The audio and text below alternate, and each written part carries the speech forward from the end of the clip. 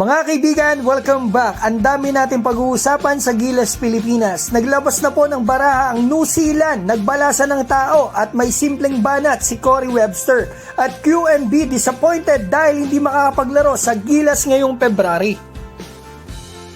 Simulan po natin kay Quentin Milora Brown. Ayon po sa report ng Spin.ph, maraming salamat po, the former UP Fighting Maroon will not be part of the FIBA February window. Ayon daw po yan sa source nila sa SBP. At nakasulat pa dito ang sinabi ng kampo ni QMB, disappointed daw po si QMB.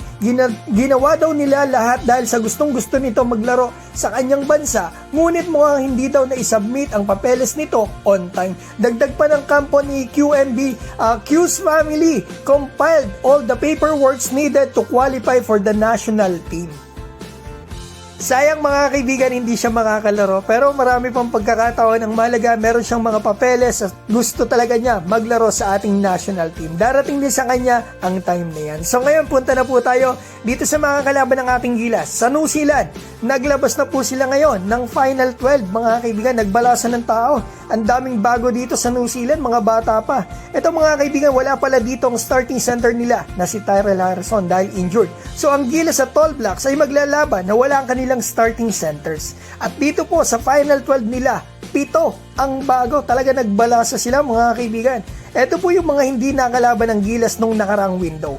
Jackson Ball, 17 years old pa lang to mga kaibigan. Max Darling, bago rin to, 6'6", NBL player to. Tama Isaac, NBL New Zealand player, 19 years old. Ito, Jordan Ngatay, 6'7". Ito, medyo mahusay din to mga kaibigan. NBL at Europe ang kanyang laruan.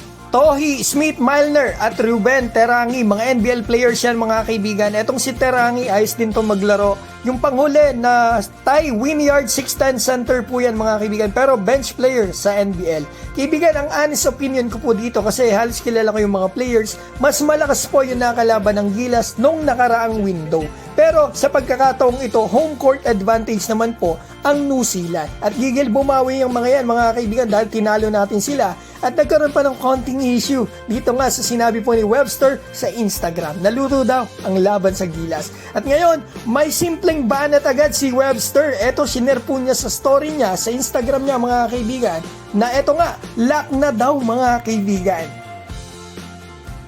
So yan mga kaibigan, ang ating balita ngayon. Ano po ang opinion nyo about dito? Mag-comment na po kayo sa baba. At babatiin ko po pala si Kuya Arnold Beltran ng Algeria, Aljivar Suaran, Alan Dorendo, Dante Senerpida ng Cebu, Chris Buenaobra, Agerico Salvador, Jesse Escalona ng Mindoro, Wilson Custodio at Maria Luisa. Mga kaibigan, thank you so much for watching and God bless.